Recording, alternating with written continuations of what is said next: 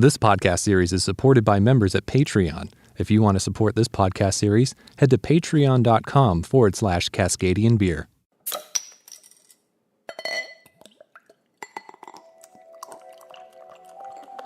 In our current state of craft beer in the Pacific Northwest, it's easy to forget that not too long ago, things were very different.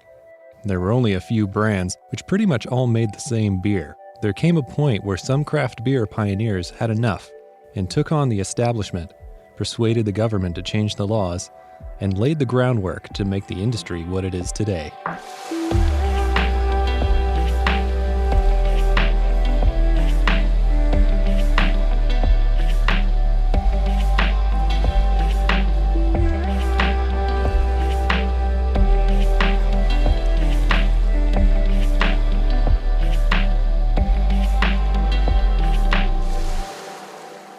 Welcome to the Cascadian Beer Podcast. My name's Aaron, and I'm a Cascadian. I have a background in radio and television broadcasting. I'm a music producer, and I have a passion for beer. I don't consider myself to be an expert in beer by any means, but I do enjoy and respect the craft and the passion of these brewmasters. I want to learn from these pioneers on what sets them apart from the rest, and why they choose to call Cascadia their home. Cascadia is a bioregion in the Pacific Northwest on the North American continent. It is made up of the U.S. states of Washington and Oregon, as well as the Canadian province of British Columbia. In this podcast series, I'll be profiling the unique breweries of Cascadia, a region that has a strong presence on the international beer scene. In this episode, I'm in British Columbia's capital, Victoria. Here in the 1980s, a dramatic shift started where the major beer makers in Canada would start to see competition from small groups of individuals wanting to change the market and bring beer with more variety of flavor to it. I've come to the oldest brewpub in Canada, Spinnakers. My name is Paul Hadfield. And your title? I'm the president of Spinnakers, publican, innkeeper, dishwasher, dishwashing fixer. And how long has Spinnakers been in existence? We've been operating since May of 1984, so we're 32 and a bit. And you're kind of your own self-sustained community out here almost, because you have the guest houses, you have the bakery in there, as well as the brewery. Yeah. Which came first? Oh, we came here to make beer. That was back in the day when a beer's a beer's a beer's a beer, because the beers were all made by the what are now multinationals, and they all tasted the same. They had a bunch of different brands, but I think if people put blindfolds on, they would have no idea what they were doing. But they were very, very aligned to their brands. Brand loyalty was a huge thing back then. They just all tasted the same. You were the first brewpub here in Victoria to do that? Yeah, for sure. We are the oldest brewpub in the country. We were second to be developed. The story behind Spinnakers goes back to June of 1982 when John Mitchell opened up a little brewery down the street from the Troller Pub in Horseshoe Bay. And that was really the game changer that led to what we're seeing today in the explosion of craft beer in Canada. So the story leading up to that time was that there was a series of rotating beer strikes that became quite normal through the late 70s. And I think that what happened was the government just got pissed off about it. And the minister who was responsible for liquor control and licensing branch threw back a challenge at John, who had been bugging him because John wanted to get a brewing license because he objected to the sameness and the blandness and so forth of the beer at the time. With the last strike that happened in, I guess it was 81, Peter Hyman threw a challenge at John, said, so how quickly can you get something open? So John opened his brewery down the street from the Troller Pub in June of 1982. And by the late summer, it became very apparent what the deficiencies were and what the challenges were. When you're making craft beer in an industrial beer marketplace, beer with flavor, it's important that the beer be good, the beer be consistent. And John was just challenged with equipment issues that made those kinds of things very difficult in a much less than ideal setup. So we became aware of what John was doing pretty quickly because he got quite a bit of media out of it. A buddy of mine, Ray Jennifer in Victoria, who was an accountant, called me one day and said that I should go check out what John was doing and that we should talk to John and see if maybe there might be an opportunity to do something in Victoria. John took off for UK in August of 1982 in search of equipment, and he came back at the end of September with some ideas for equipment, and he came back with a suitcase full of beer. We gathered one evening at a pub in a residential basement in Dunbar out by UBC in the west side of Vancouver. And we, with I guess half a dozen beer aficionados, set about tasting these beers that John had brought back with him. And we drank our way through, I think it was 2 bottles each of 14 different kinds, which was followed up by half a dozen examples of some North American beers that were not typical in our marketplace, which was then followed up by the homebrew that these other chaps in the room had brought with them. And 2 things became abundantly clear to me that evening. First of all, here was this huge range of flavors that, other than jumping on a plane and flying across the pond to Europe or UK, we just had no access to. And secondly, the best beer that we drank that night was made by the homebrewers. So that told me that we had the technology in the room and that this was just a really cool idea. And it was one of those eureka moments. The light bulb went on. It became apparent to me coming out of there that evening that my job as an architect was to take on the developer role and to go about finding a place where we could build a purpose-built, ground-up brewpub, the first brewpub of the modern era in the country. And essentially from that night until opening day, we describe it as 18 months of pig-headed determination that we would not take no for an answer. We simply viewed no as they don't understand what we're trying to accomplish, and we'll find a workaround and make it happen. It was really just 8 months or 18 months of let's just get her done. Over the process of that 18 months, we managed to create new zoning bylaws in the city of Victoria. We did a new area plan for Vic West where we wanted to house this thing. We created new regulations for brew pubs in the province of British Columbia. And we went so far as to get the Federal Excise Act amended to enable the manufacture and sale of an excise commodity out of the same premise. So thereby laying the groundwork for brew pubs to exist in Canada. With all that, was there kind of a bit of pushback from the provincial government or the federal government at that time? Because you said that, John kind of had the supporting role from the minister at that point. When you came to Victoria and said, hey, do we want to do this? Was council like all over it? Like, yes, go ahead. Like, let's make this happen. Or was that a bit of a fight? Well, I walked into the planning department and I introduced myself and told them what we wanted to do. And they just politely said, oh, we don't allow that here. So I went down the hall, and those were back in the days of payphones.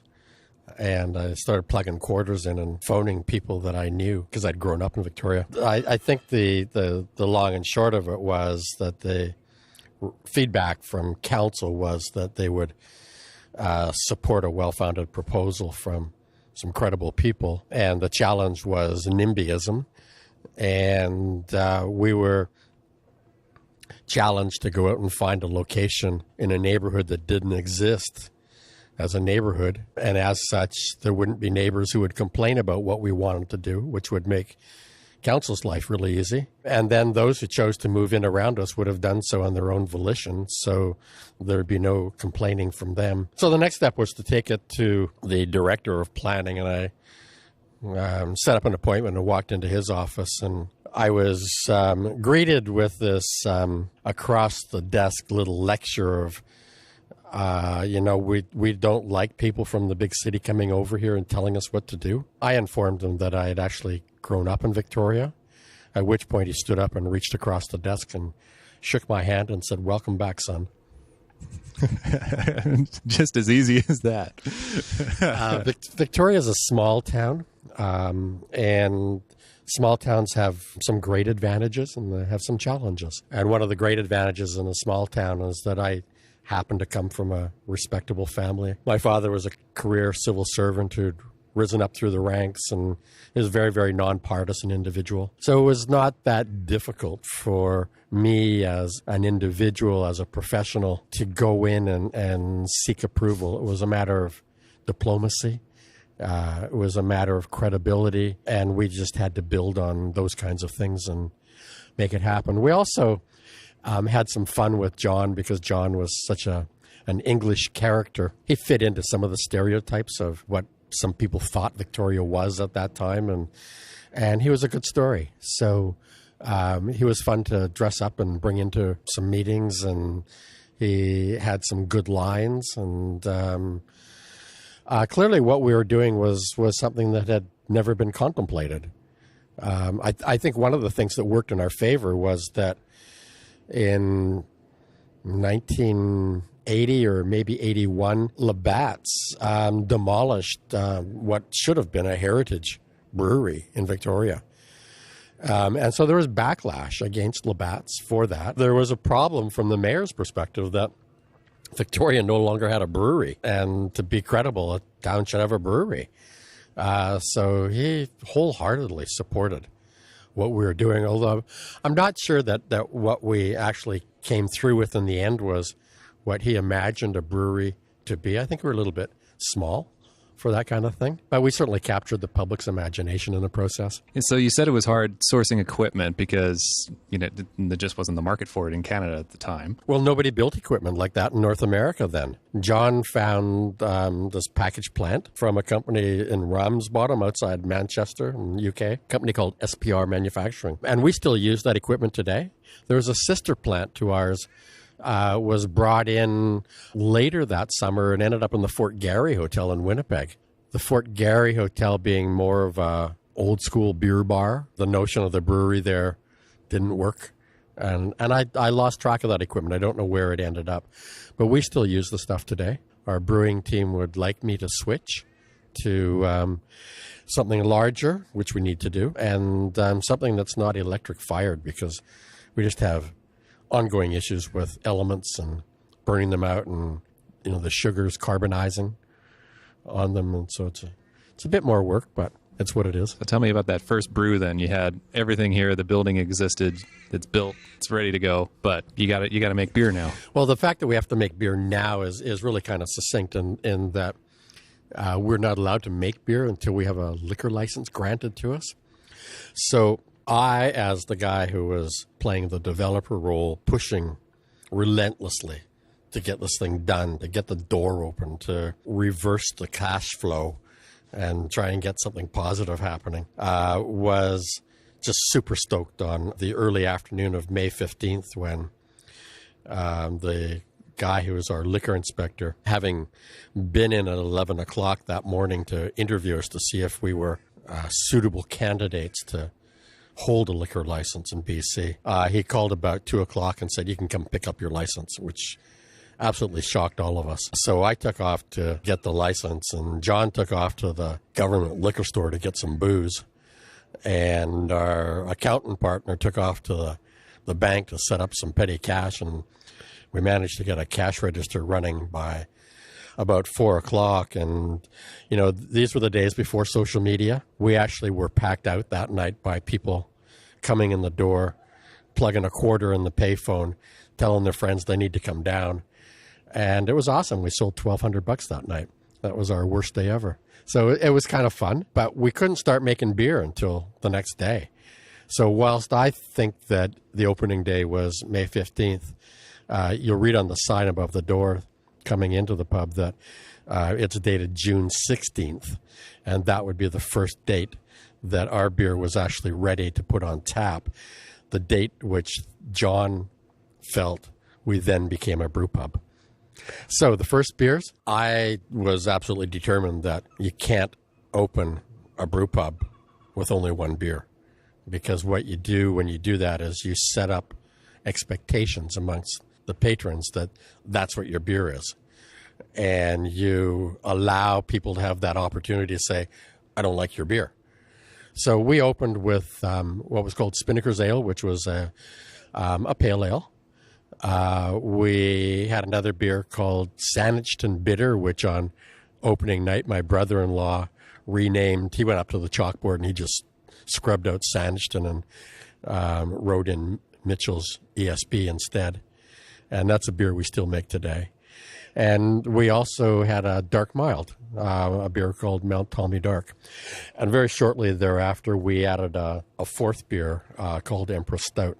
So in those days, we only had 3 fermenters. Getting 3 beers out a month after opening was as fast as we could do it. It took emptying the fermenters after a week to be able to get the 4th beer into production, which was why that little bit of a lag happened. But certainly the opportunity in a brew pub is to make a multitude of beers. What I find astonishing out there in the marketplace is that so many small breweries and brew pubs make a core of 3 or 4 beers. To me, that's just a lost opportunity. When you make beer in sort of an 8 hectoliter batch, the controlling point, the area where you kind of backlog and all this stuff, is in your aging serving tanks.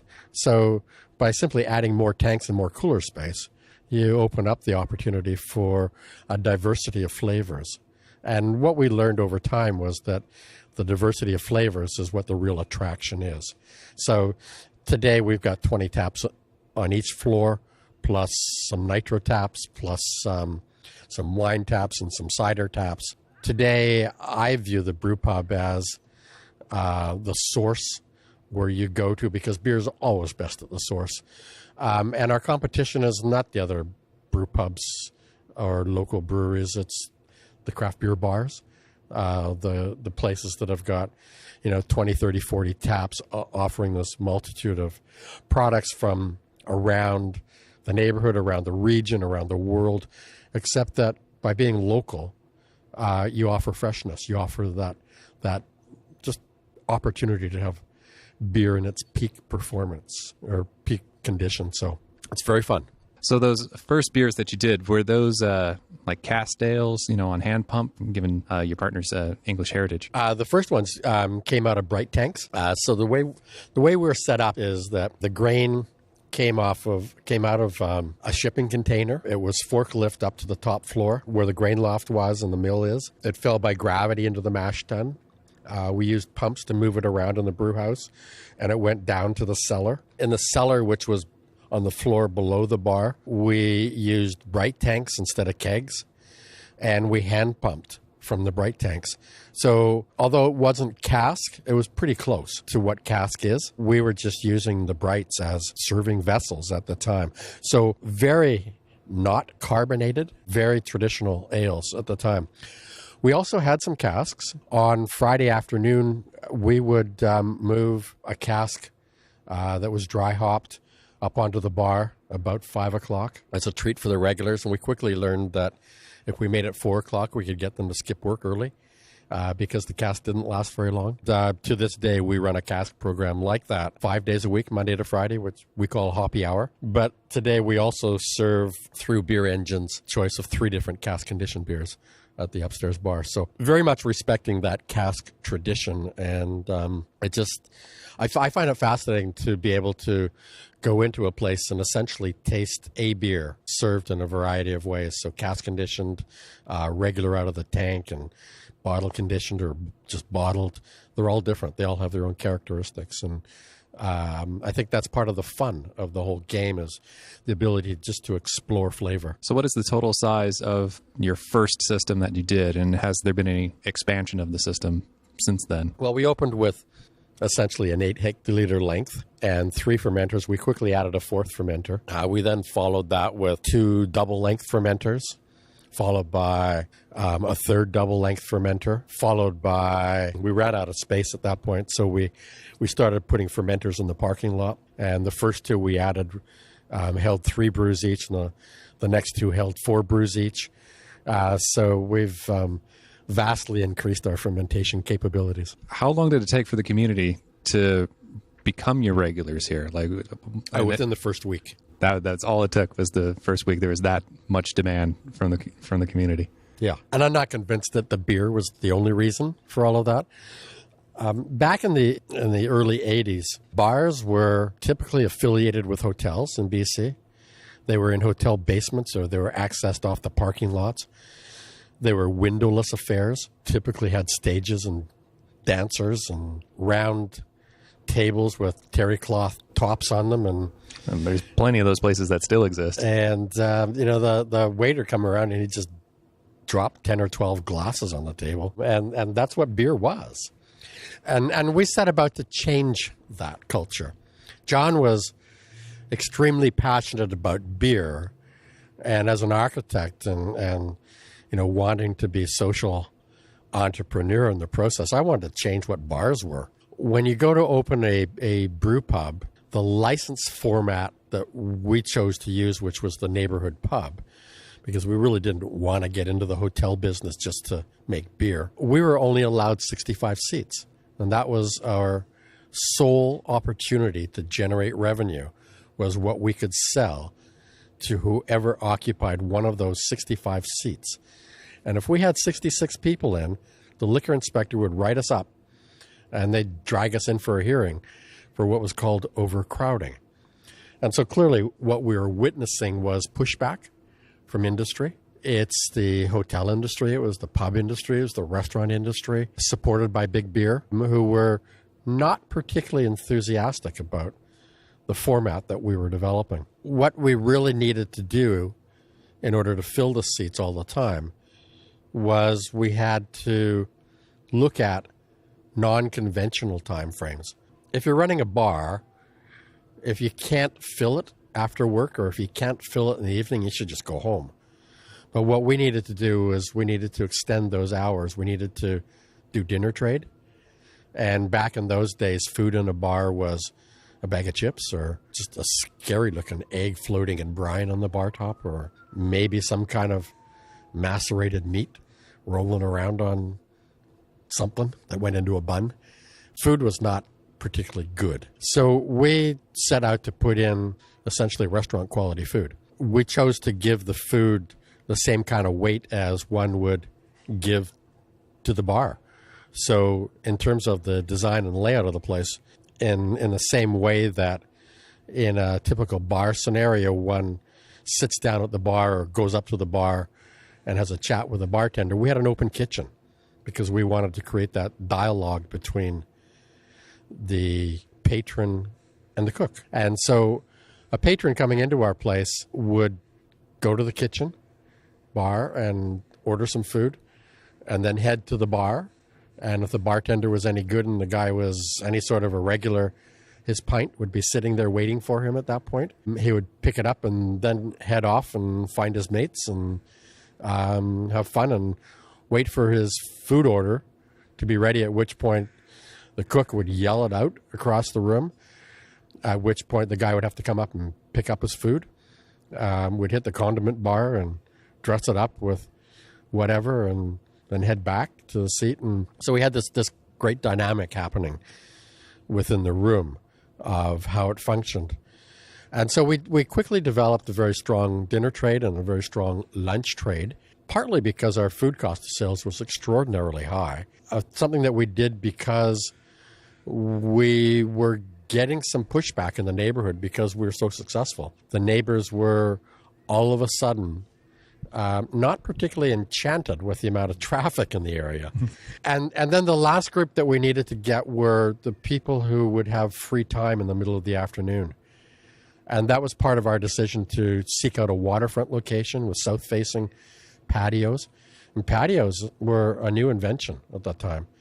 And we had to do sketches for the liquor inspector to show that people who were sitting inside or sitting on the patio by virtue of the railings could not actually be seen by the people walking by on the pathway, because it was not appropriate to be able to look inside a bar in those days and see who was inside. So it was ultimately because of all of those things together, I think it became a huge attraction.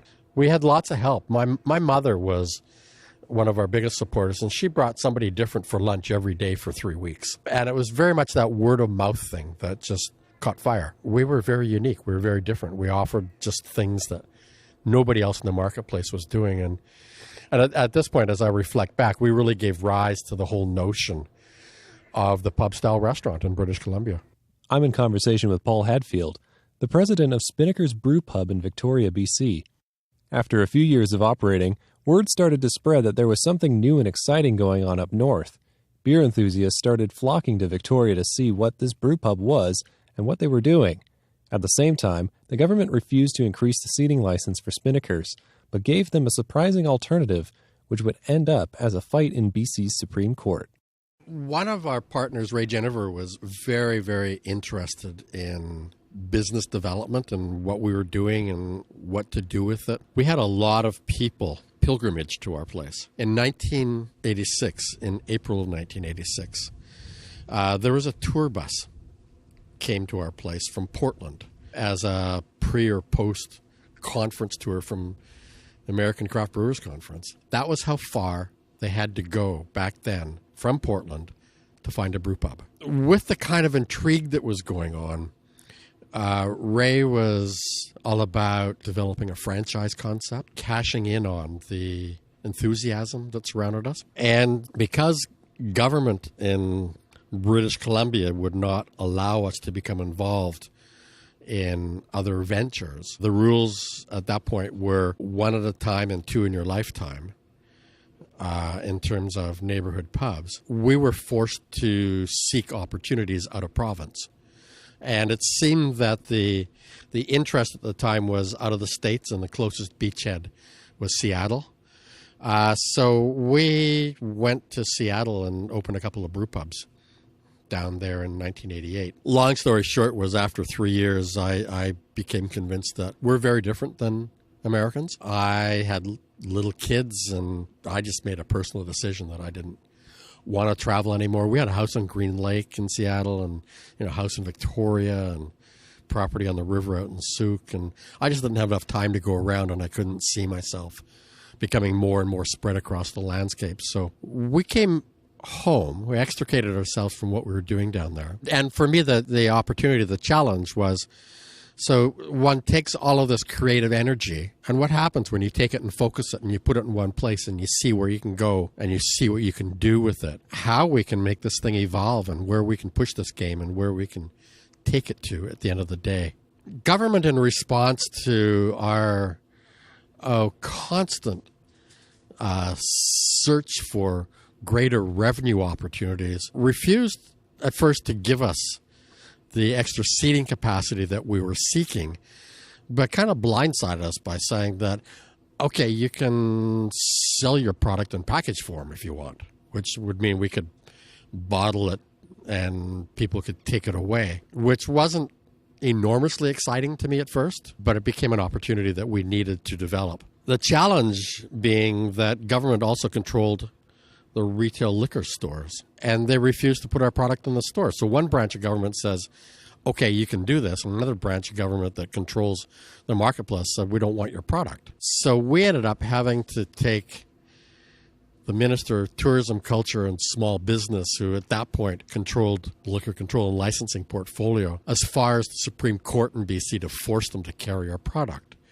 Either that or give us back all the tax money we were paying, because clearly we were paying the same markups as production breweries were, but we weren't getting access to market. And obviously, part of the revenue that was derived from the taxation went to support the warehousing, distribution, and retail activities of taking product to market. So it was either give us our cash back or give us access. And at the end of the day, the Supreme Court judge should just lambasted the ministry for discriminating against us. But again, clearly it was big beer that was behind the initiative to keep us out of the marketplace. Having broken through that, we then needed to learn what you have to do to become a packaging brewery. And it's something that we never pursued as vigorously as we might have. Some of our people who were working for us helping sell the beer just complained that we weren't aggressive enough. But I think the reality was that we just had a brewing team who were pretty happy doing what they were doing with on-premises stuff, and we had a bunch of equipment that was pretty well set up to do that.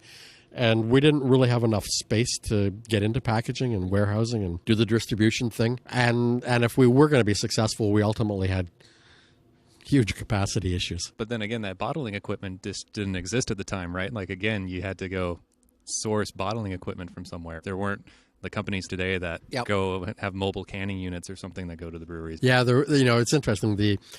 The first advent of the mobile bottling line were some guys out of Washington State that came in, and we tried to do a run with them. And by the time they got through customs, caught a ferry, got over here, they didn't have enough time to do a full run for us before they had to pack up and leave and catch the ferry and go home again.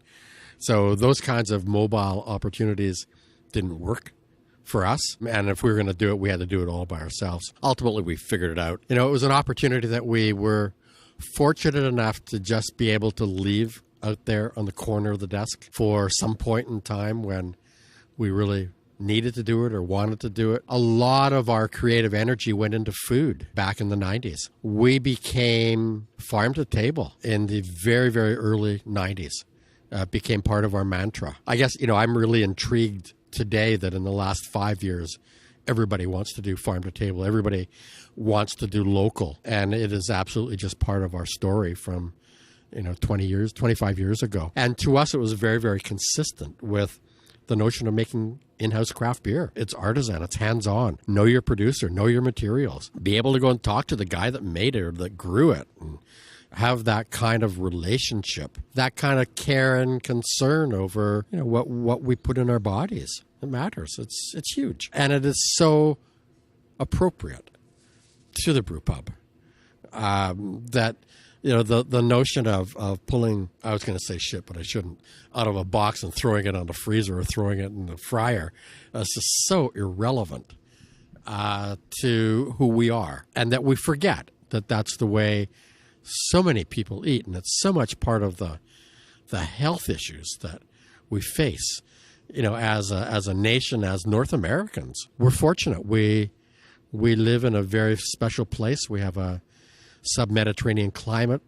Southern Vancouver Island is emerging as a food region, the equivalent of Napa or Sonoma or Tuscany or Provence. And we refer to Napa and Sonoma as the moneyed guys, where that's what really matters. And Tuscany and Provence are all about tradition, and they're bound by it and held back by it. But we here in the New World have this remarkable freedom, luxury, to take these traditional methods and do what we do to them and create and make wonderful things. And it's the same with beer. So we refer to the people who came before us in UK and Europe as the keepers, the guardians of the styles. We get to go over there and taste the styles and raid the cabinet and come back and take them and twist them and do what we want. And I think it's part of the magic of regionalism that here in the Pacific Northwest, because we've got such great access to hops, that we've become known for such crazy good hoppy beers. And I think you're going to see the next explosion is in grains, with the likes of Skagit Valley Malting and what they're doing with the universities to unlock the vaults and get at some of these heritage grains. The next generation of beers are going to be Technicolor in terms of flavor compared to what we're used to. And there's even guys growing great grain in the interior as well, out in the Absolutely. Okanagan. Yeah. One of the things that we did in the early 90s, along with Buko over on Koizuk, who had Okanagan Spring Brewery, Buko and I went to Heidelberg and bought a malting plant, and we created it up and shipped it out here. And I designed a building that became Gambrinus Malting in Armstrong because we wanted to add raw materials that were outside the jurisdiction of the wheat board in order to just get better flavors happening. So there's just so many opportunities, so much to do, so much fun to be had. And, generally speaking, we, the consumers, are the beneficiaries of all this stuff. And you were saying that the whole farm-to-table approach, you kind of feed into that cycle as well by giving your grains to local farmers as well, right? We have all brewers have a problem. We need to get rid of the byproducts of production. The whole process of creating inputs from waste products or outputs just creates that circle. So we learned very early on that we could put our spent grains in the hands of farmers who would feed them to poultry or livestock, which we could then buy back, and they became our chicken, our turkey, became our burgers. And we've been doing that for 30 years. Where do you go from here? You're pretty well established. I mean, can you grow anymore? Yeah, we've just taken on a 20,000 square foot warehouse that we really needed last year because we're packaging. Our packaging game is one of seasonal releases, and it really feeds into what we can do as a little tiny brew pub making small batches, that we can create these exotic opportunities. Working with farmers who are growing interesting things that can become additives for what we do, we try to create 1 or 2 new beers every month, which we mostly take into package form, keeping back a tank or 2 for in-house sales, and we take them to market. One of the things that's been really fun has been the whole move backwards to putting beer in barrels. And we've got a barrel program going here where we've got about 150 barrels in rotation.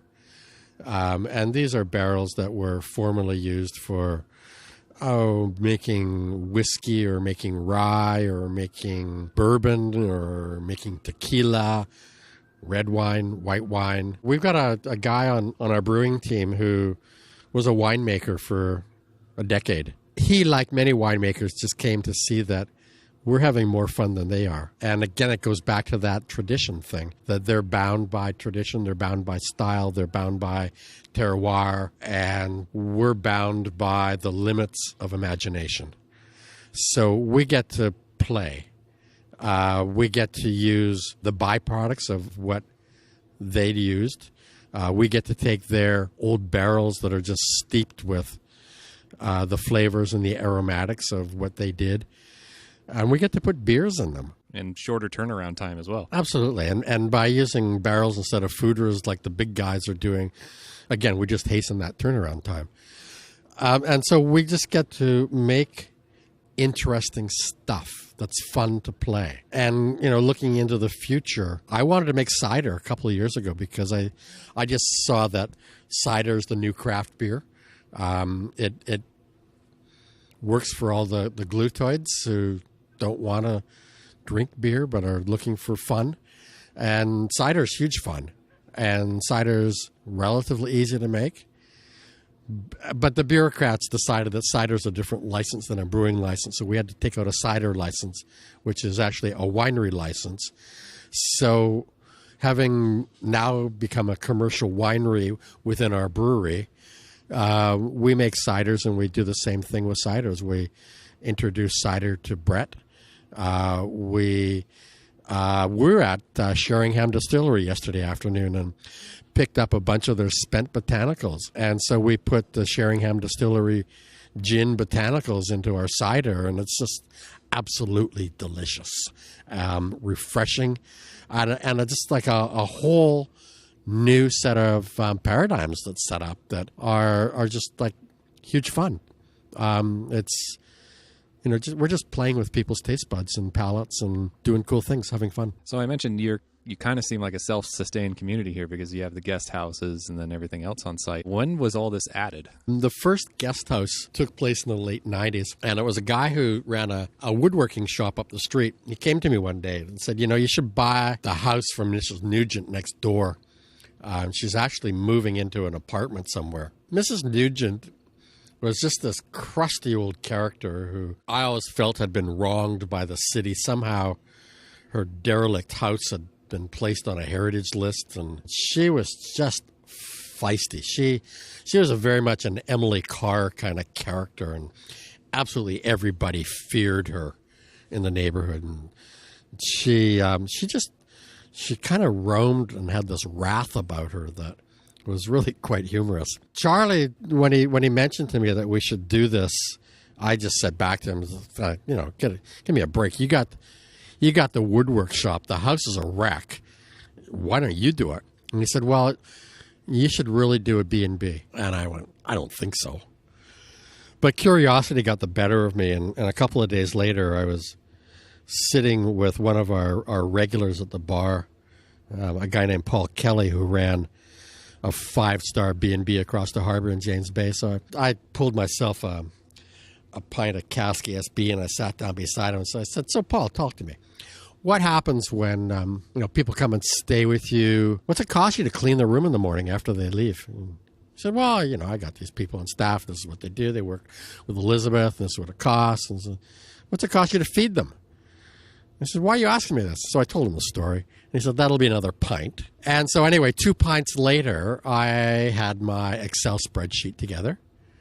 And we were at one of those junctures where we seem to hit the wall about every 5 to 7 years, and that we just can't squeeze enough food out of the kitchen.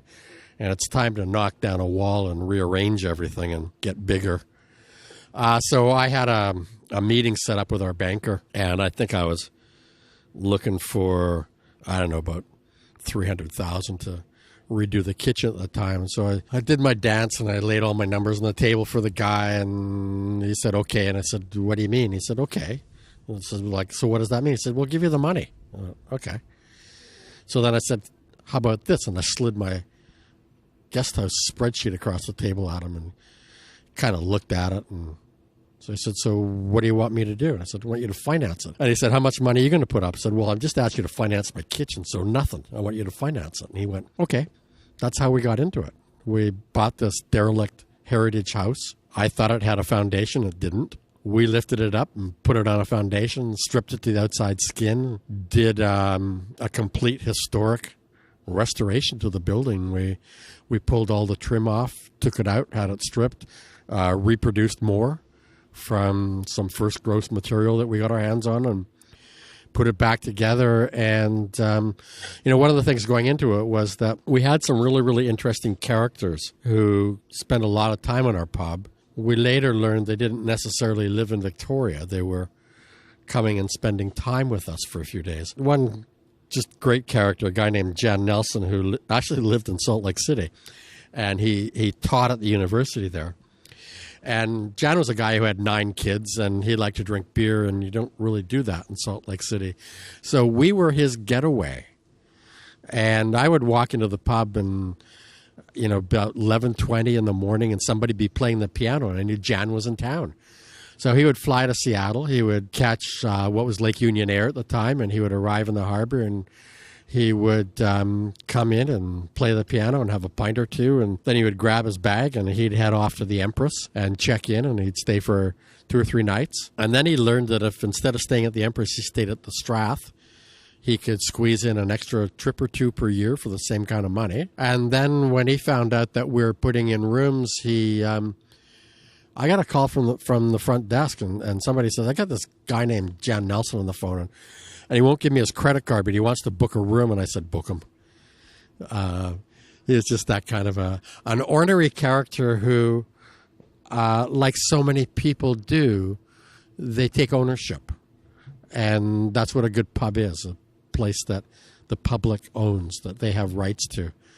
And at the end of the day, we all understand who we work for, that we work for them. And it's their room, it's their public house. These are the people who have absolutely no fear telling us what we're doing good and what we're doing wrong. I just feel so grateful over the years to have had such great relationships with so many characters who became aficionados of what we do, and that care so deeply about what we do, and about beer and about food and about the ambience that sets up in a place that is all about those kinds of things. So what do you get most out of this? What do you enjoy most about having this place? I really, really enjoyed the relationships with these kinds of characters. And today, I'm almost 35 years into this project at this point. What I really, really enjoy today is I enjoy mentoring the people that come through. I'm absolutely in love with our staff.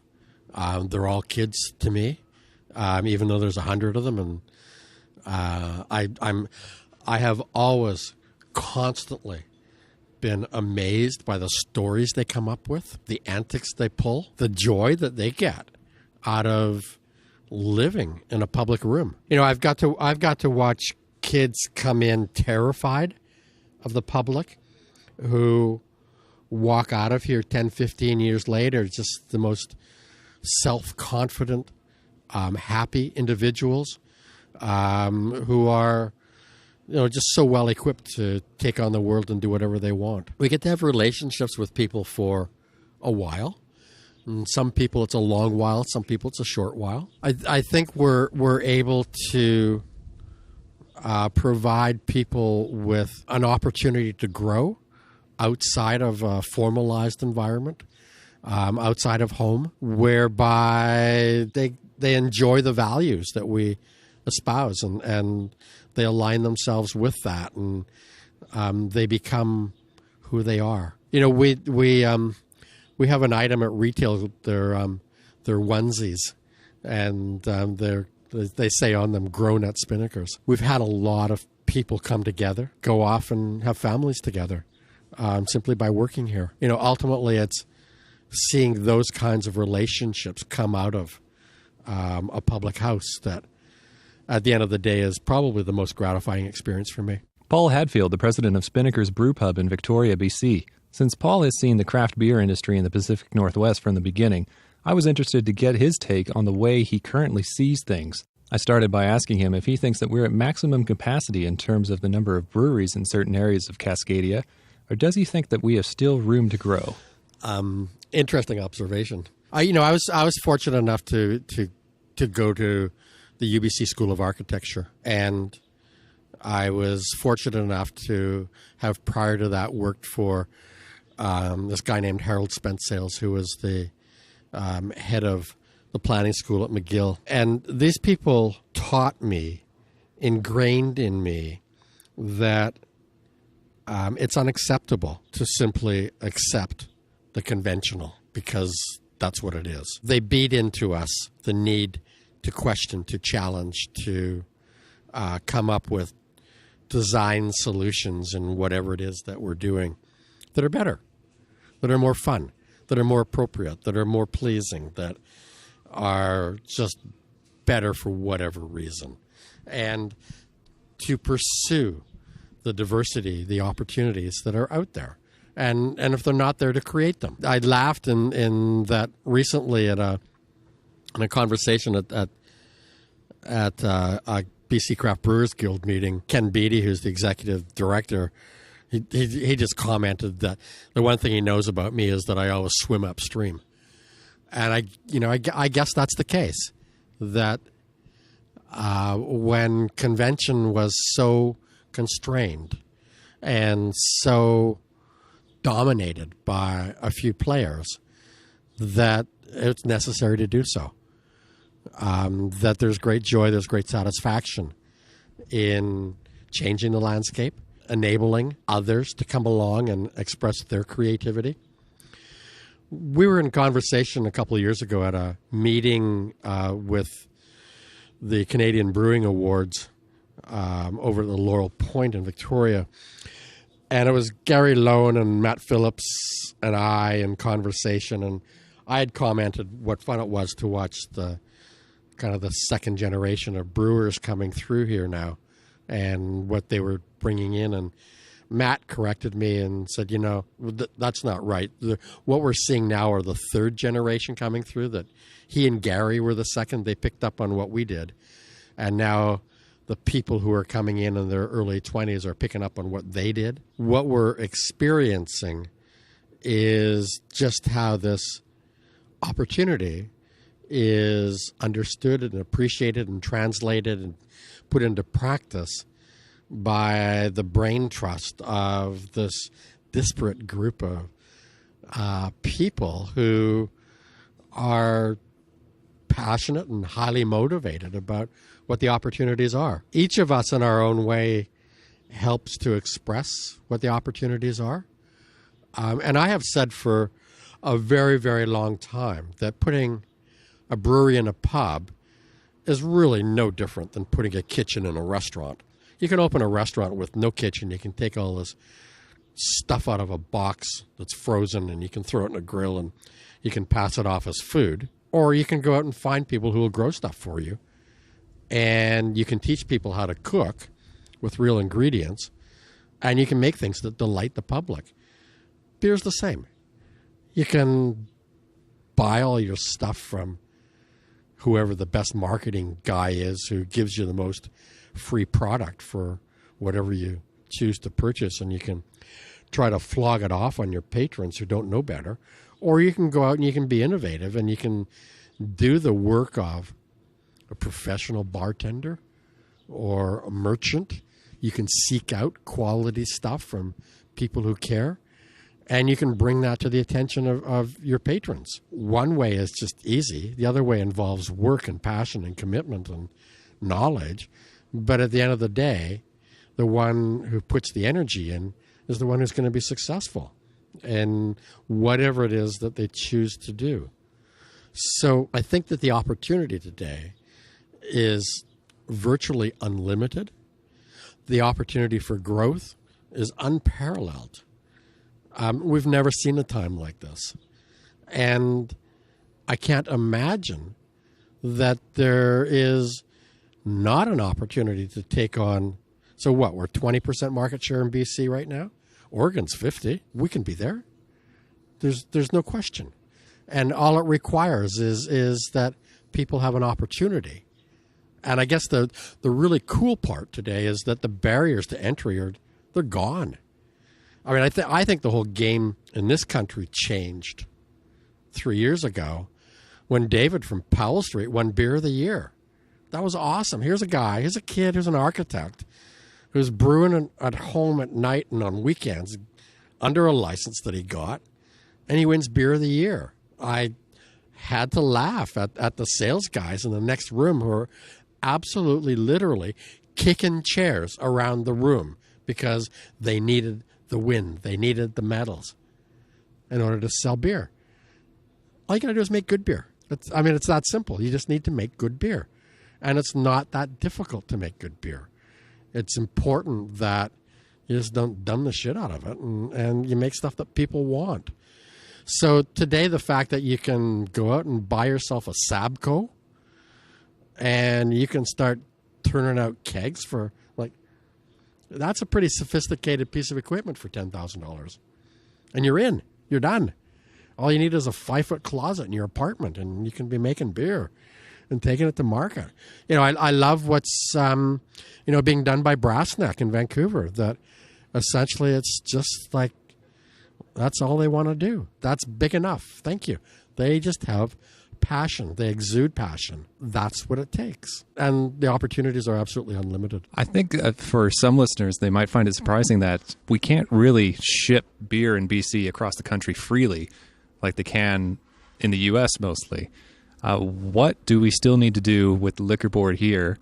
And what's your opinion on the latest ruling in Alberta, which has been kind of shutting out the BC brewers? I guess fundamentally I question why we need to ship beer across the country. I recall being in Philly in May at the Craft Brewers Conference there, and seeing the product of one of BC brewers on a shelf that has clearly been there for a year. And I just asked myself, what good does that do anybody? On the other hand, it's been an interesting past week with the Guild and looking at the Alberta ruling and how it impacts. Although Premier Notley said that she didn't want to be lectured on that one, they made a mistake. Unfortunately, although I don't have evidence, it's clear to me that it's orchestrated by Big Beer. And whatever Big Beer can do to, from their perspective, level the playing field and make everybody pay, in the Alberta case, $1.25 a liter, that just gives them, that helps them hang on to their competitive advantage, which is a function of economy of scale. I think it's a mistake to not recognize the lack of economy of scale on small guys. I was astonished that in BC, although we as craft brewers, as small scale brewers, received some tax markup incentives based on production a couple months ago, that the same incentives were applied to the multinationals. I mean, I'm not sure, at the end of the day, what that $300,000 per multinational per year benefit really accomplished. I'm not sure that they actually needed the money. But very clearly, in terms of provincial economies and local economies inducing small-scale production, we're terribly inefficient in terms of the multinationals. We tend to spend a lot of money on labor, which is all about job creation. we tend to spend a lot of money on equipment. It doesn't cost twice as much to double the size of a tank or a fermenter or whatever. So we create investment. We create jobs. And that has to be seen as good in an economic sense. The money that we make, that we earn, that we keep at the end of the day, it stays in our town. It stays in our province. It doesn't end up in funneled through the corner suites of the towers in Toronto or St. Louis or Belgium or South Africa or wherever. The money stays here. And I recognized back in the early 90s that it was very, very important for us to buy our food locally, that we needed to spend our money where it stayed here, so that perhaps in February, when it's bleak, people still had some coin to go out and buy a beer. When all of that gets siphoned off and ends up in Texas or wherever, it doesn't do any of us any good. So I think the opportunities are enormous, and I would encourage anybody to screw up your courage and jump. It can be done. What is your favorite beer that you make to pair with your favorite food here at the pub? I'm drinking Northwest Ale right now. And I guess that, what happens over time as you drink beers is you develop different beers. There are different flavors, different profiles that have sweet spots for you at different times depending upon what you're doing. So here we are, sitting on the patio. It's a nice sunny afternoon at the end of July. To me, a Northwest Ale with a nice bunch of, Cascades and Chinooks in it, and a nice malty base. Got some nice bite to it, and it just kind of works well with the cool breeze and the sunshine, and it's a nice thing. Asked the question in the past, I've often said that I just love having an IPA about 8 o'clock in the morning off of Otter Point when he just landed the first fish. It's a nice thing. I will probably never forget spending a late afternoon and evening back, and I think it was 1992, with the crew of the Space Shuttle Discovery up in the pub. And we tapped a beer that was made from some northern brewers that astronaut Bill Riddy had bought at a homebrew shop in Houston, and he put in the fridge, and he took them on the mission, and we got the hops, and we made a cask-conditioned beer, and we drank 2 casks of it that night with those people. So beer is about occasion. It's about who you're with and what you're doing and what's fun, and they become memorable in those kinds of ways. I really, really enjoy those kinds of late evenings when you get to that kind of beard out feeling, and somebody pops open a sour, and you just go yum. It's just like so delicious, so palate cleansing, so fun. I think one of the things that we do well here is our daily cask thing, where we just challenge the guys to come up with a new beer 5 days a week, play, whatever. Learn about the different hops, learn what they do, learn about some adjuncts, and use that opportunity to then go on and create some things that can be fun that we can then go out and share on a broader basis. Thank you so much. Oh, you're very welcome. It's fun. I can't thank Paul enough for taking the time to speak with me for this episode, and to the rest of the team at Spinnakers as well for looking after me while I took some time to work on editing this episode in the pub. I highly recommend you make a trip to Victoria to visit this historic Cascadian site. As mentioned in the episode, Spinnakers does have guest houses for you to book, or you can take the Inner Harbor water taxis from downtown to make it out to the pub. Thank you so much for listening. I hope you enjoyed this episode of the Cascadian Beer Podcast. If you want to stay up to date with the new releases of this podcast, or want to support this independently produced series, you can do so on Patreon by going to patreon.com/Cascadian Beer, or you can subscribe to us on iTunes and many other major podcast providers. For more information and more details about this podcast series, head to the website cascadian.beer. Until next time, remember, support your local.